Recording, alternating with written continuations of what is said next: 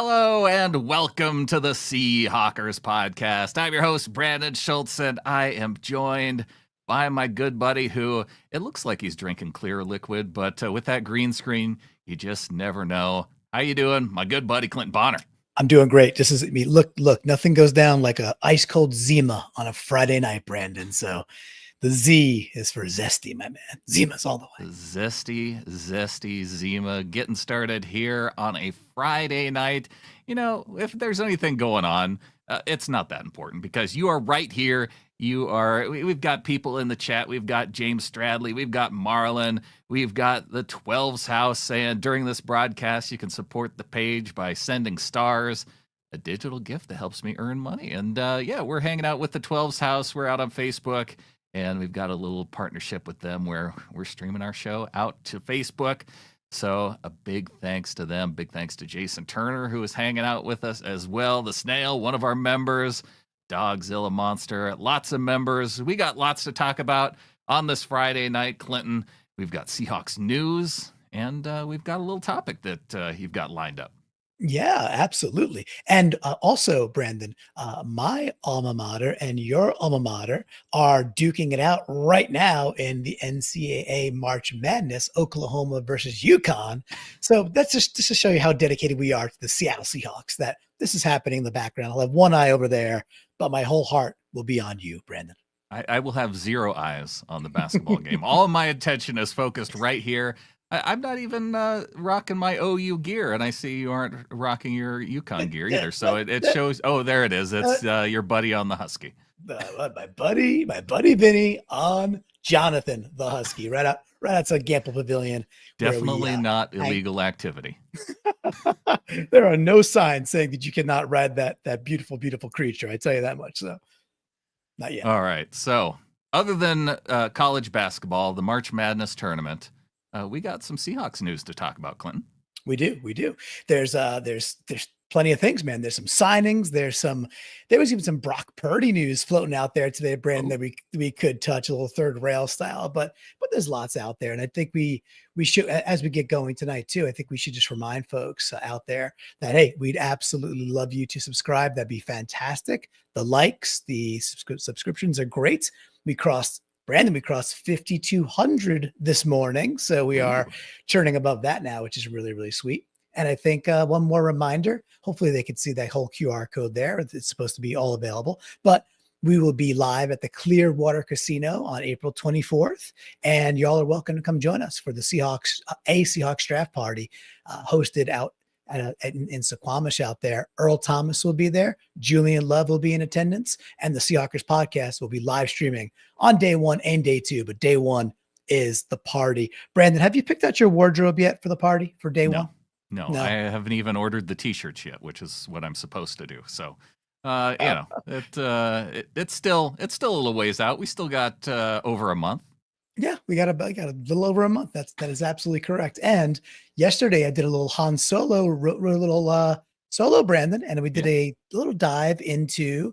It was nice conversation, and we looked at could some of these studs slip. So out on our YouTube channel and also in the audio channel, that's now out there. By the way, another article comes out today about how the Pittsburgh Steelers might be looking to trade up to go get a quarterback. And my whole premise is that if 3 quarterbacks get jammed in and an extra running back, Omarion Hampton gets jammed in, one of these dudes just might slip to us, Brandon. I'm feeling it.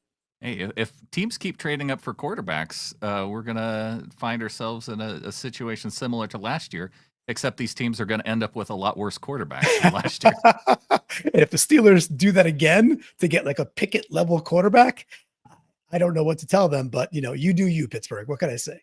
Yeah, well, I think Kenny Pickett's still available if they want to go and snatch him up for the Browns. So. Super Bowl ring at all, right? So, well, wonderful. Well, we do have our topic for. Oh, you know what? We got some news before the main topic. Well, should we tell folks the main topic before we tease the news, or so they stick around? We should recognize the Snail in the chat who has been a member, our longest running member out on YouTube for 30 months. And saying, if you don't hit like and subscribe, no new guards. And go Cougs. Hey, we've got some news for Coug Nation that overlaps with Seahawks news. So that's kind of fun. And I guess we didn't get enough people subscribing or liking, even though you said we passed 5,200. But no Lucas Patrick. So on guard watch, the snails got the guard watch down, and no, instead he signs with the stupid Cincinnati Bengals. Yeah, this is unfortunate because I'm just starting to think that guards just don't like the Pacific Northwest, which is stupid because it's a lovely part of the country. With the lineage back to Kubiak and Benton, who got the very most out of Patrick, and he was a pretty good Saint last year. I thought, and also you saw the contract, right? The dollars on this. Did you? 2.1 million. So when John Schneider he's on 710 or Seattle Sports, and he's like, well, we're not going to pay mediocre players 5 million, 8 million. It's like, John, could you go on 2.2 and to go get a functioning NFL guard? So I don't know, Brandon. It really feels like to me that guards don't want to come to the top left of the country. I don't have a different explanation at this point because they brought him in. Yeah. They must have offered him something. What gives? Well, they did bring him in. They do have familiarity with the coaching staff enough to where you could say, okay, if he doesn't come in at all, then it's just Kubiak saying, well, yeah, he's one of our guys, but maybe we're not as interested in bringing in Lucas Patrick. But they obviously thought well enough of him to have him make the trip to Seattle. And as the snail's saying here, maybe they've heard how John feels about guards. Maybe it's kind of weird. Like if you call guards overdrafted and overpaid, maybe there's a little bit of respect factor that goes in that you got to pay the respect tax. And John not willing to go up to, I don't know, 2.3 million. Like a 10% I'm a dummy for making that comment a year ago tax. Like that doesn't seem that out of bounds, especially when you've traded DK, you've saved a bunch of money on Geno Smith. We still don't have the final numbers of how the Sam Darnold contract is structured, but I'm guessing his year one number is going to be really low. And you can't chip off a 10% bonus over what the Bengals are paying for Lucas Patrick. That seems like something that we could have done. It's the gift that keeps on giving with this statement from John, right? And to our detriment. But I think I agree at this point. I think he kind of upset all the apple carts, and like the guard market is like, go kick rocks if that's how you feel about us. I hate to say that might even be the case, but I'm running out of explanations because I can't imagine they were like, would you come here for 1.7 million? That makes zero sense. The 2.1 or 2.2 or 2.3, we're not in any sort of cap hell or even purgatory. We're fine. So the frustration continues to mount. He's an okay guard, but he's serviceable. He is a serviceable NFL guard with experience of Kubiak, but he flies the coop. He goes to Cincinnati, and he'll be protecting Joe Burrow, it seems.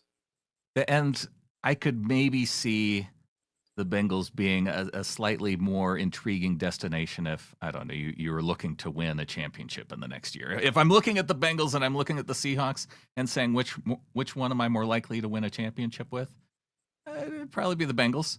Well, which team actually has an NFL caliber defense at this point and doesn't have their star defensive That end? wasn't the question. If that were the question, then I might agree with you. Well, defenses tend to have a pretty big, say in who wins the Super Bowl year after year. Just, go figure. So I'm just playing devil's advocate that I don't think we're too far away.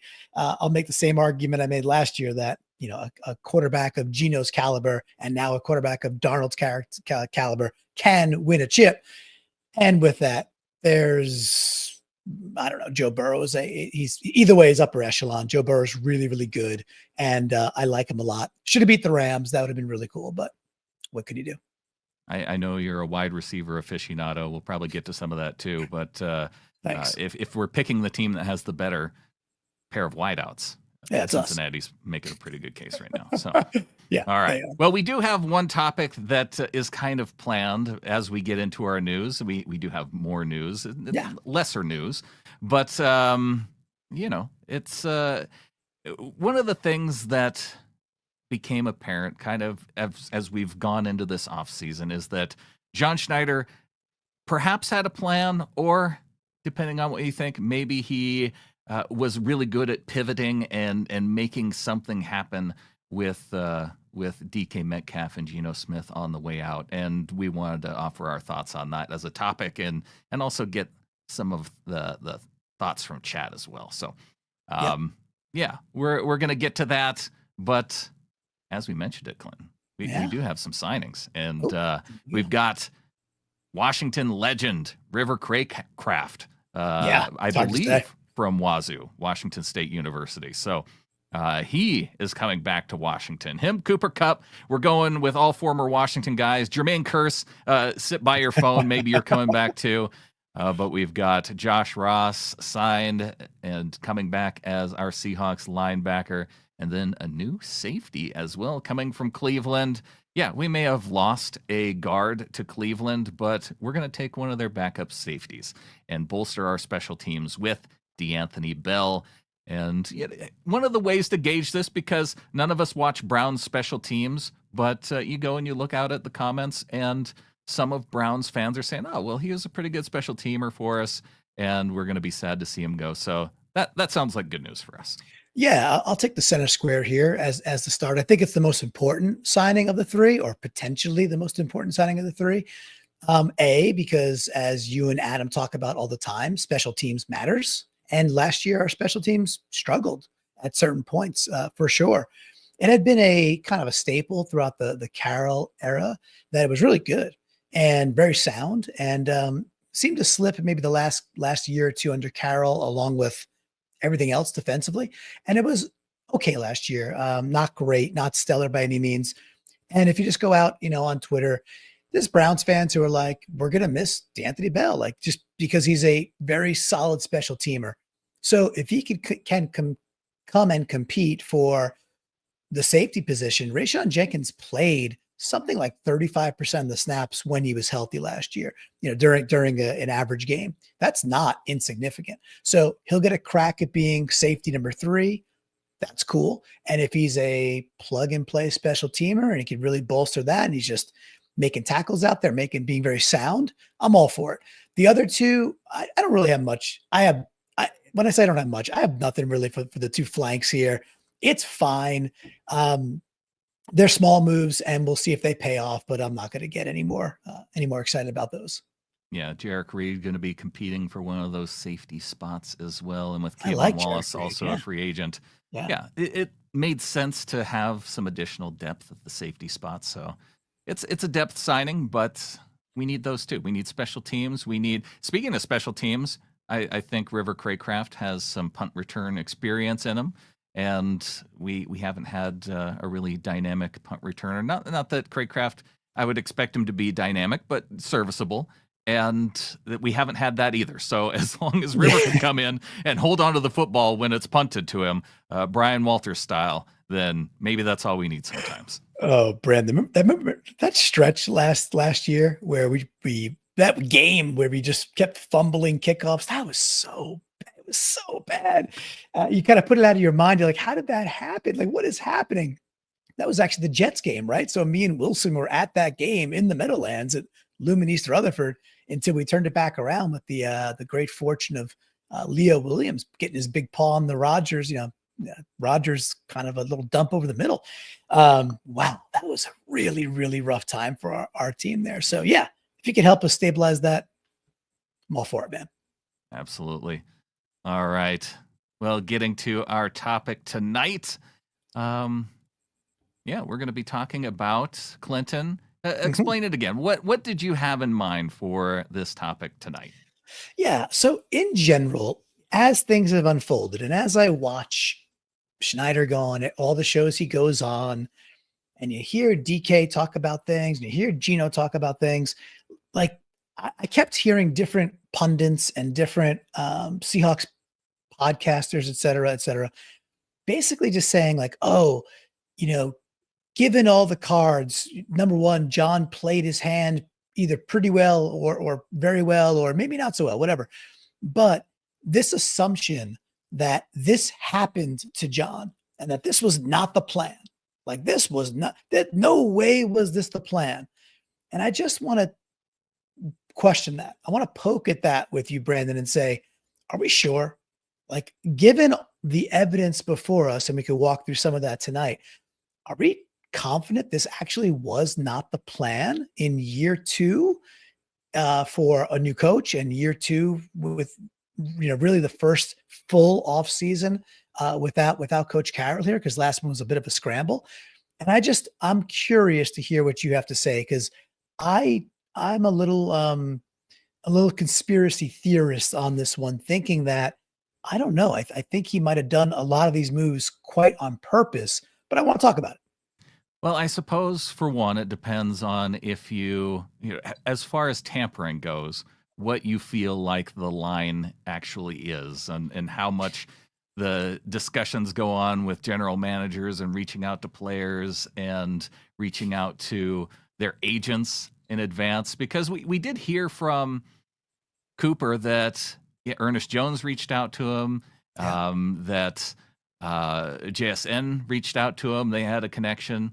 And I think that, as Jeff points out too in the chat, is that the DK podcast he was on with Mike Robb and Marshawn Lynch this week, and we got a little bit of evidence from DK that maybe John Schneider was ready to move on, especially moving on from players like DK, like Geno Smith, like Tyler Lockett.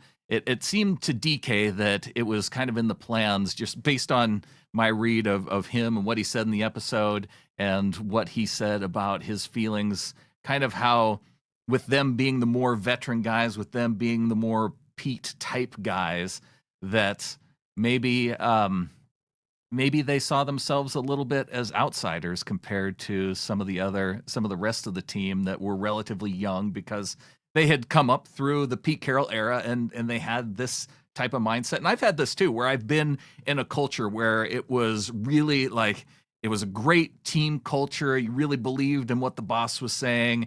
And then the boss retires or moves on.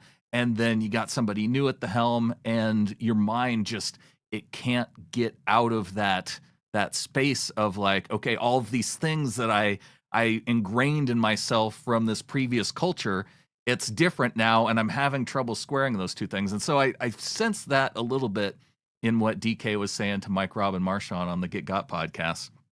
And so it does lead me to think that maybe John had it in mind that he was ready to move on. What do you think that there was an actual plan? Because we heard that, offers went out to DK, offers went out to Geno. Maybe they weren't realistic offers, but you have to, at least as the general manager, say, well, if they're willing to take less, then maybe that's my plan. What do you think about it? So I'm going to put Geno aside for a second, because I think there's, some evidence, maybe B through D, on the Geno side of this. And I do want to also give some love to Doug Zilla Monsters, really good member as well, saying JS, NMM, and KK all said very loudly, it was not the plan. You know who would say that, Brandon? Liars. I would say people that want to, give their side of the story, right? That hey, this was not the plan. We were shell shocked by all this. It's kind of exactly what you would say if that's the narrative you want out there. So, well, you think, okay, so what would they have us believe? That signing Geno to a longer contract was part of the plan, or just riding out the final year with Geno was part of the plan? I think that based on what John said, is that trying to get DK, or trying to get at least Geno under a longer term deal to minimize that cap hit, was part of the plan, according to what he's saying, right? Right. That again, that's the story on the surface. And okay, so you could believe it on the surface and say they're all telling exactly the truth, because they're just good guys and they want to share the exact truth. Or there's a different story here, right? So putting Geno aside for just a second and focusing on DK.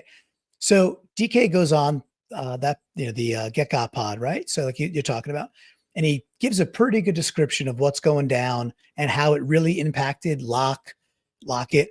and him, and that they basically stopped sharing information after that game with the 49ers, where they were like doing, they were doing their homework and they were the veterans now, and they would try and communicate what they think is ways they could attack a defense. And once it was not reciprocated, they backed away, right? So either John Schneider and Mike McDonald and Ryan Grubb, because he was in the room at that time, either they didn't notice, right? So you have to believe that. They just didn't notice that the two most important veterans on the offensive side of the ball, besides Geno, were disengaging and suddenly stopped being more proactive. Again, I have to also believe that what DK is saying is his side of the story is also factual, right? But let's take that forward. So it's either they just didn't notice that their two of their stars were becoming a bit more distant, or they did notice and they were okay with it. Or there's a lack of leadership in the room, and either Grubb's gone now, but where's McDonald to step up? Where's the presence to get these guys back together and say, hey, there's a rift. Let's focus on that rift and go fix it. Clearly didn't happen. But I think that's a bit of evidence to say, I don't know, if Brandon, if you saw DK kind of backing away from being the guy that he is, the alpha that he is, wouldn't that send a signal or two off? And how does it, is that a bit of evidence for you? Because it is hitting me in that way. I don't know if I'd characterize it as DK checking out necessarily. It just seemed like no, I don't mean checking out. I don't mean checking out. Sorry. I mean, it's not checking out. It is backing away from communication, like less communication and a little bit more disengagement. Not saying checking out like his effort on the field, none of that. But if the communication starts to break down, did nobody notice in the room? And if it's happening, why didn't a leader step in and stop it or try to remedy it? Or they let it happen. Well, it sounds like from DK's perspective is that Grubb wasn't listening to him. And so he allowed either him and Tyler, because it wasn't that, it wasn't just DK that was doing these types of things and putting in the extra work. DK made it sound like it was both he and Tyler, because this is just part of the culture that they were brought up in, along with Russ, that they would do some of this extra game planning, help out with the offensive coordinator and in providing notes and some of the things that they saw. So I think that, well, if Grubb were allowing it, obviously if he's not listening, this goes both ways here. Oh, it's a two-way street. Takes two to tango for sure. I just have a hard time parsing. If that's a reality, I have a hard time thinking that, cooler heads couldn't have prevailed or other leadership could have stepped up to try and remedy what was probably being seen as a rift. If Tyler and DK are talking to each other, I just don't think that they're in an exclusive club where they're the only two who are like, yo, something's not right. Right. I can't. No, they're all professionals. They all know what's going on. We have the evidence too of, the DK podcast. We have the evidence of the Corbin Smith article that he put out, getting into some of the stuff that was going on behind the scenes with Ryan Grubb. So clearly there was discord there, that Mike McDonald makes the decision to move on after only 1 year. And so that part of it all happened then before these moves on offense. And Dogzilla Monster saying, okay, Clinton, John Schneider and Mike McDonald and Clint Kubiak were simply lying to us about they wanted and expected. I don't know if it's that simple either. You think it's that simple? No, it's no. And I'm not even blaming, right? I'm not like, hey, it's a GM or a head coach. I don't think they could come out and say the whole truth and nothing but the truth. That's not part of their. Well, they can't say, job. We lined up the Sam Darnold coming to Seattle before Geno even left, because that news about Sam Darnold came down awfully quickly during the tampering period, the legal tampering period of free agency, didn't it? I think we tampered the crap out of it, which is fine legally, right? So, but it's another piece of I would Well, we'd say, like to believe legally, but yeah, you know, sure, there whatever, maybe was some other stuff going on too. whatever happens at the You're telling combine me that stays at the Clint combine. Kubiak doesn't have Sam Darnold's number still in his Rolodex somewhere, or players who are connected to Sam that can get word to him that suggests that maybe the Seahawks are interested in case they move Right. on from Geno Smith. Well, it happened as quickly as it did. And look, this is not like, this is why I, we had titled this is John Schneider a mad genius or mad lucky? Right. Mm-hmm. Like, did he plan this in a certain series of events? I think the evidence is laid out that there's enough things that all fell in place that it was all planned. Like, that's my conclusion, right? That's my end conclusion. Back to the Geno and Darnold swap. The other bit of evidence for me is, and this is like circumstantial. I understand this is not gonna, this is not gonna pass in the court of my cousin Vinny Law. It is circumstantial, but it's a fun exercise. But to your point, how quickly we were able to sign Darnold. I know we got to move. I know it's first, wave one of free agency, all that stuff. It moves real quick. And Schneider's talking about that. I do not believe that John Schneider at this point in his career and Mike McDonald as a second-year coach with a 10-win team with what is a burgeoning top 10 defense were going to make a quarterback change without knowing they had somebody that they believed to be around the equal of Geno Smith, basically in their pocket, that it was basically a done deal. And then you just look at the other things that trickle down from, okay, Geno, they gave Geno an offer, and there's reports 35, maybe it was 40, whatever it might be. And then Geno didn't say boo about it. So they're off and they're trading them to Pete Carroll. Let's stick on that point for a little bit, because let's go there. The offer to Geno at 45, if you're Geno Smith and you're saying, oh, you're going to give me a contract that's worth $45 million next year, I'm already on the hook for a $45 million cap hit next year. So it seems, if I were Geno taking that offer, it would seem less than ideal to me if that's ultimately what the offer is going to be. And hey, maybe there's other people tampering with Geno behind the scenes too. Obviously, he has that connection to Pete Carroll. Maybe he knows that, hey, if I don't get this contract from Seattle, I have other deals lined up for me too, because it's not just the Seahawks that are out there doing things behind the scenes. Oh, for sure. And at this time, still, Geno is still not signed an extension with the Raiders, right? So there may be, there might not be all joy over there, right? So they got plenty of time to work that out. They have time, but sometimes those things happen the day of, like DK, right? The day of the trade, it gets announced because the agent wants to get it out there, and then DK secured 2 years of guaranteed money, which Seattle typically does not do. Seattle will guarantee the first year, and they typically don't go beyond that. And the Steelers don't either, but they did in the case for DK, giving him 2 full years of guaranteed money at $30 million a year, which is, hey, good for you, DK. But I think the overarching thing for me, and there's other elements or pieces to this too. I just do not believe in my heart of hearts that that these things all happen to happen by accident. I just don't buy it. I think they were orchestrated, and I'm not mad. Right. I think the DK trade on the whole to say, we're not paying you $30 million a year. It's just not going to happen. And we have other options out there. Sorry, I told you my camera, my new camera's finicky, Brandon. It just starts, it's weird. But we have other options out there, and we're not going to pay you $30 million. And we go get a second rounder, which is very valuable in this draft. I'm not mad at John. I just don't take on face value that all of this fell into place in reactionary mode.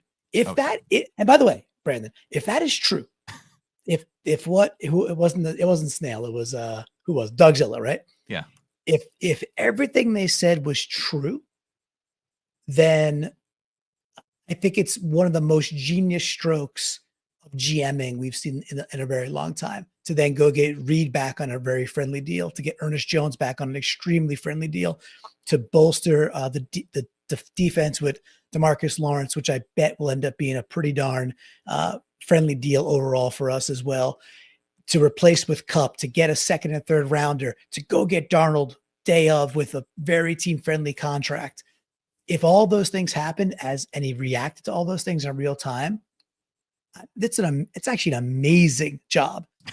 I just don't buy it. If it happened in real time, right? Yeah. And based on if you were, and TDC in chat is saying, amazing how quickly people jump on a new narrative and treat it as though it's the unquestionable truth. We're all speculating at best. Yes. I mean, part of it is the narrative that comes from the team, right? Because they have the opportunity to put out first what their view of things is. And John Schneider came out after a lot of this happened and said, hey, we tried to make this deal with Geno. He didn't respond, and so we had to pivot real quick into this deal with Sam. And for one, you know that the fact that they had to, that they didn't have to. They could have stuck it out with Geno Smith for a year. So yes, yeah, Geno was. They could have played hardball with the contract with Geno. That was another option too. So they didn't have to do it. No, he's owed $47 million. Maybe did it work out a little bit better? I mean, the idea that you could get a third-round pick for Geno Smith, then pivot to Sam Darnold, who is kind of similar quarterback, but making a whole lot less, is a lot younger. Before they signed Cooper Kupp, before they signed DeMarcus Lawrence, I think most of the dudes on the team were 27 years old or younger. That was it. And Jaron Reed, he's one of the older guys too, but and maybe it was average age what I was seeing at 27, but still a very young team. And making that case that, okay, we're going to move on and we're going to be a younger team. And that doesn't seem like a pivot that just happens on its own either. Yeah. And I will say and thank you, TDC, for the comment, by the way. So, yeah, is it speculative? Yeah, it's a little speculation. And like I said, this is circumstantial. This would not hold up in a court of law. We don't have hard evidence here, but we want to talk about it.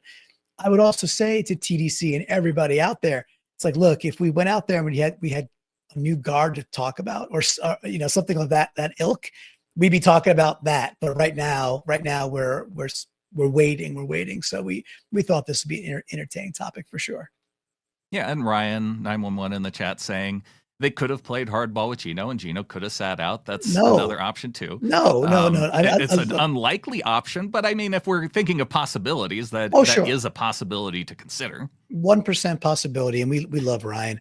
Just in general, he was due basically $44 million. So he had all the accelerators. We covered that, previously. And you got to remember, everybody, Geno Smith basically missed a decade of income. A decade in the NFL when quarterbacks started making monster money. He skipped an entire decade for no fault of his own. Like he was with the Jets. He was actually, if you go back and watch those, his early days, he wasn't that bad at all. He just was with the Jets. The Jets had been putrid, and it was such a fever pitch. It was so white hot. It was so anti-Geno because he ends up getting his jaw broken over a stupid bet with one of his teammates, right? And it just cascaded from there. That's he's a career backup. He's a career backup. He ends up squandering. To his credit, battles back, stays in the NFL, stays positive, and he ends up basically 10 years of income at maybe say an average $25 million he could have been making. There's no way he's sitting out. He's sitting out on a $44 million contract. There's just, okay, I'll give it a 1% chance, but there's no way. And because of that, John did not have to move as quickly as he did. Now, maybe they say, okay, because Darnold will be there and then he'd be gone. Okay. And again, that just to me is a little bit more evidence that it was put into sequence on purpose, which again, I'll give John Schneider and say, to me, it's actually mad genius. And he deserves, I'm saying all this to say, I think John deserves an incredible amount of flowers for what he's done this offseason at this point. Yeah. For the amount of flowers he's not getting for signing the offensive line. And shoot, I'd even take this a step further and saying, as part of the plan goes, if you were to tell me that behind the scenes, before any of what just happened, that they were going to move on from Geno, get a draft pick, move on from DK, get a draft pick instead of paying high contracts on both of them, that they were going to be able to sign Sam Darnold, that they were going to be able to get another veteran wide receiver that was a pretty high caliber veteran wide receiver, and then also sign somebody on the offensive line with that money and that savings. You could have sold me on that plan. I would have bought into that plan as a plan and said, hey, if you can make up for some of that production at the receiver spot, if you can sign a similar level quarterback, and Darnold would have been really the only name out there as soon as Minnesota decided not to use the franchise tag on him, because all that could have changed. This plan could have completely changed, again, if it were something that was planned in advance. Then they would have, I think it would have gone into action as soon as the Vikings decided not to use the franchise tag on him, because as soon as you're talking about having to give up picks then for Sam Darnold, then I'm a little bit more shaky on this plan. But as a free agent under a contract that's, you know, a Baker Mayfield style contract, which is what a it couple looks of years like. later, a year later, A year later, yep. A year later, yep. So you know, that, like I said, you could have sold me on that plan. He ended up whiffing on the offensive line, a part of that plan. Well, so far, but let's extend the crazy, right? If we're going to go conspiracy theory, let's take it all the way out there. And thank you also, the truth as I know it, for saying what conspiracy theory, but also saying that I'm nailing it. So I appreciate that. But let's extend it that much further, because you said the magic words there. He makes the trades, he gets a second, he gets a third, and he's openly admitting, yes, this is a strong draft class for interior offensive line. And now this is okay. The flowers are ready for him, right? The flowers are cut. They look beautiful. They're in a bouquet, maybe a little bit of wrap on them, but I'm not sure we delivered them yet is I guess the last thing I would say about this conspiracy theory. However, when we're at Clearwater Casino for those 2 days on the 24th and 25th, watching day 1 and day 2 of the draft, now that we have 5 picks in the first 92, which I think could easily become 6 if we do want to do a trade back, which, you know, we could discuss.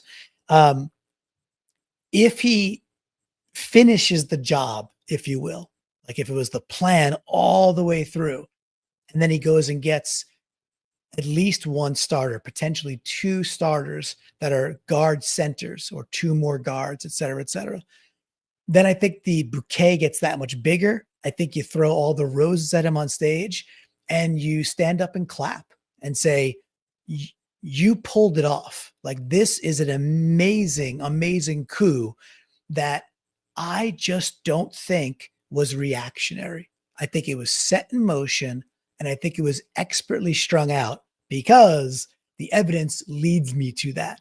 I'm fine with that. That's what a GM should be doing, actually. And not to say that it was exactly orchestrated. You can go into something and have kind of a plan A, plan B type scenario, right? Like if you wanted to go out and Will Fries was your number 1 target, and it seemed like they were in on that deal. So I think that's possible that he was the number 1 free agent guard target. They brought in Tevin Jenkins for a visit, so he was a backup plan, I would assume, since he was the one who came in after. Otherwise, they would have been gunning for him first. And then, to not get the Saints guard. Like, all those guys seem to be lined up, and that part of it didn't work out.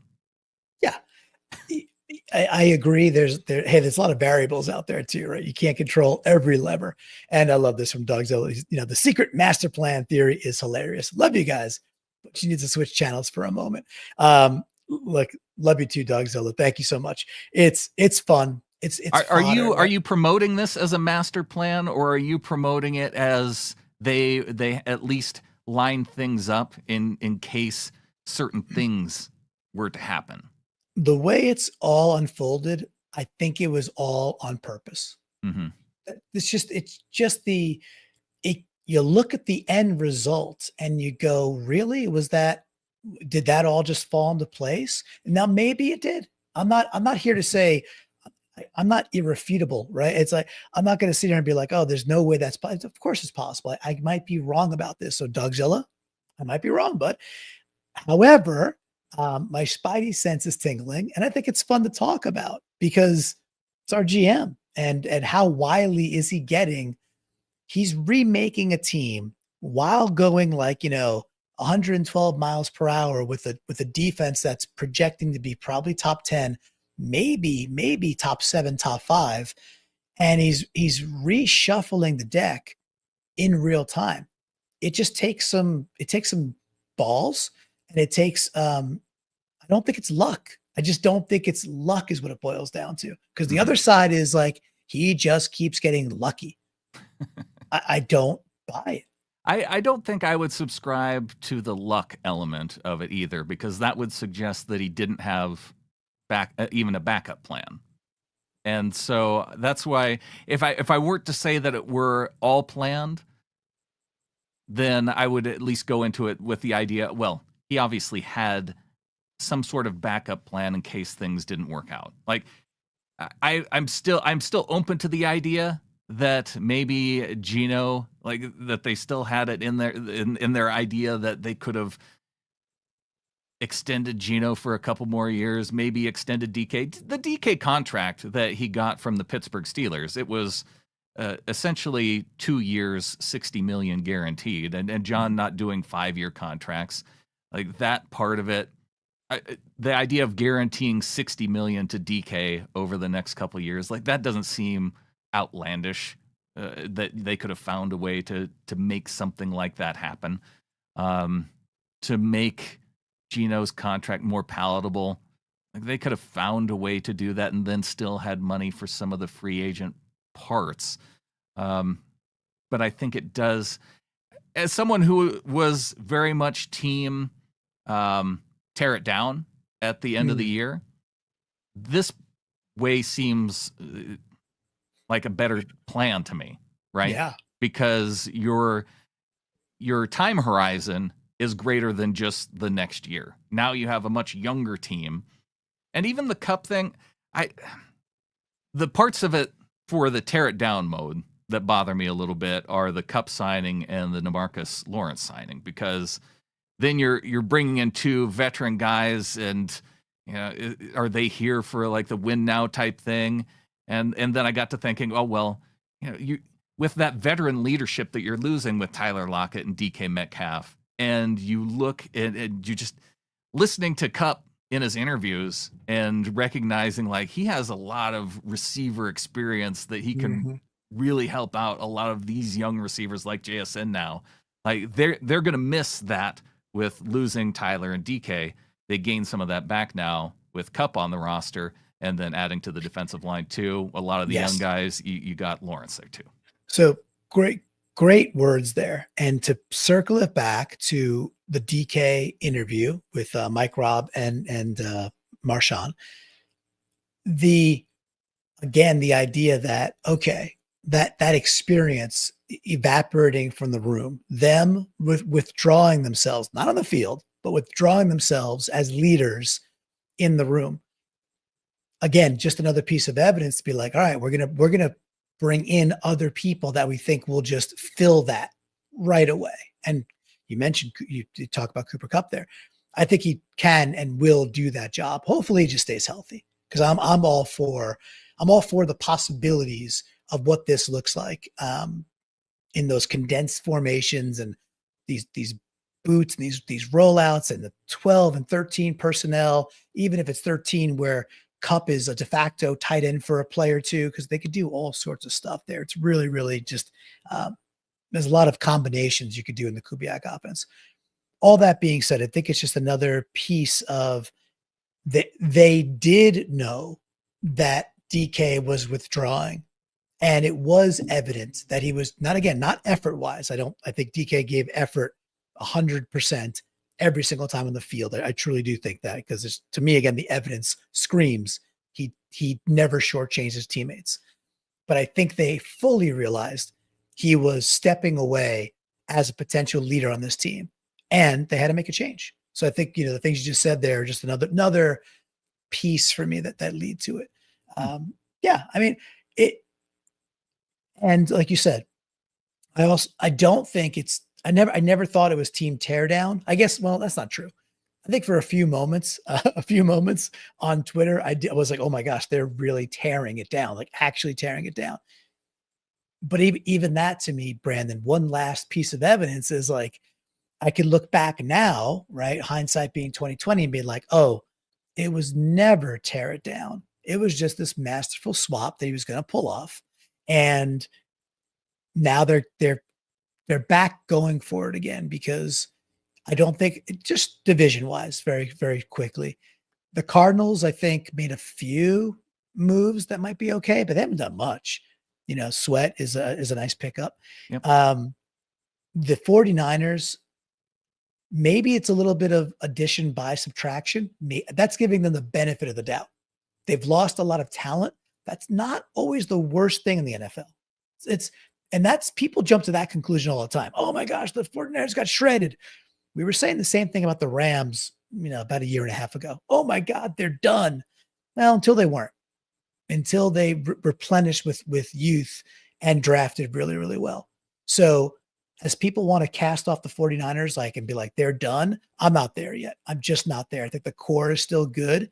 And if they've got young people on the wings to take over some of these players they've lost, it won't shock me if they're back better than people think they are. And the Rams are, I think, kind of going for it again. But all that being said, I think if there's anyone who can finally spill Sean McVay's secrets and instruct us in ways that can help our team and help our defense in particular, it's Cooper Kupp. It's Mike McDonald letting them know. Cooper freaking Kupp, bud. Cooper freaking Kupp. But I think we're right back in it. Is at the end of all this, I think we're right back in it. I think we're holding a bounty of picks. Okay, we need offensive linemen. We know that. We know this. We can't, yes, we'll keep talking about it. But I don't look, this episode to me was more fun and more illustrative than us pounding sand and pounding dirt and kicking rocks about why we don't have a guard yet. Like, right. What are we going to do there? But now, yes, we might still go get a Scherf or somebody like that. But now it's clearly we're going to go draft hopefully a couple of young guys fairly early. And we're going to have some position battles in camp. And we're going to talk about that a lot once the draft happens.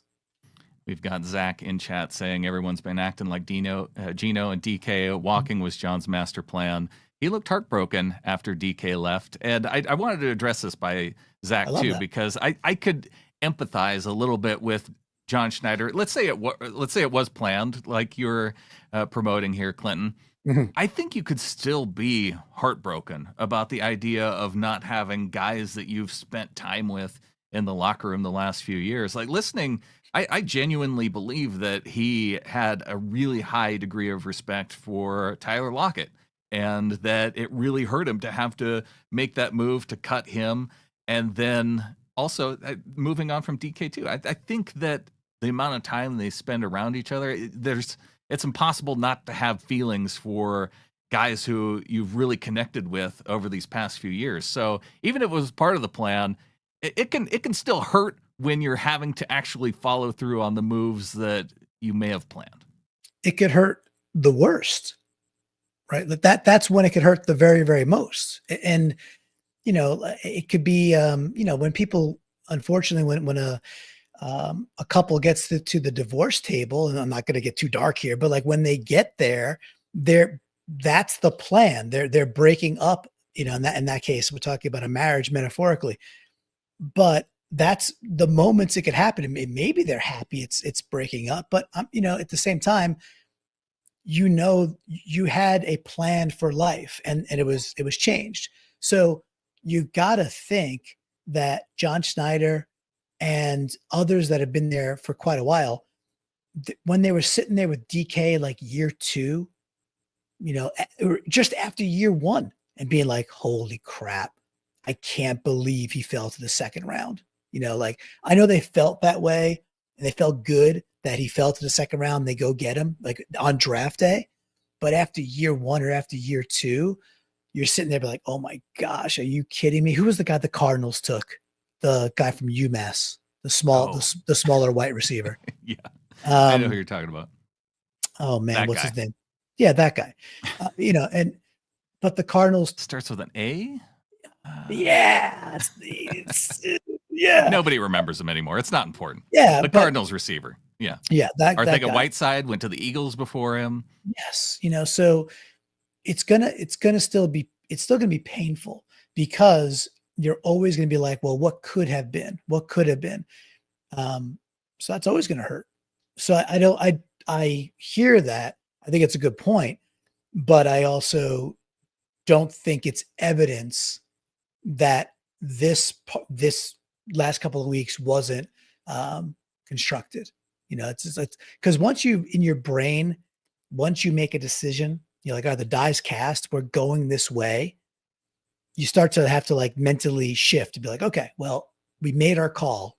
We're going this way. There might be some pain, but we've made this call now, so we got to get through it. But then when you're back in front of people and you're thinking about that person, in this case, DK, of course, I think it's going to come through because we're all humans, and like they drafted that guy and they were probably thinking about Super Bowls with DK Metcalf. So you have this sense of somewhere it went wrong. We made a pivot, but it's after year one, you would have been like, holy crap, this guy's going to retire a Seahawk. Andy Isabella. That was the Andy Isabella. Good job. All right. Well, a big thanks to everyone who joined us in chat tonight. The truth as I know it. Zach, we got your comments in there. Dogzilla, appreciate your comments as well. Ryan 911, Dakra. Just everybody in chat. I know we saw Noof Guy, we saw Amy Holmes and Marlon. So a big thanks to everybody who joined in, contributed via chat. Nice. Shout out as well to our folks over on the Facebook page too. So the 12's house. 12's house. Yeah, good, really cool that they reached out to us and they have a great page. So if you're on Facebook, I know not everybody's on Facebook, but if you are, go to the 12's house, give them a follow. Not only because we're streaming out to their page now, but because they put out fun content really every single day. And they're also, for folks that are located in the PNW, they also do lots of events.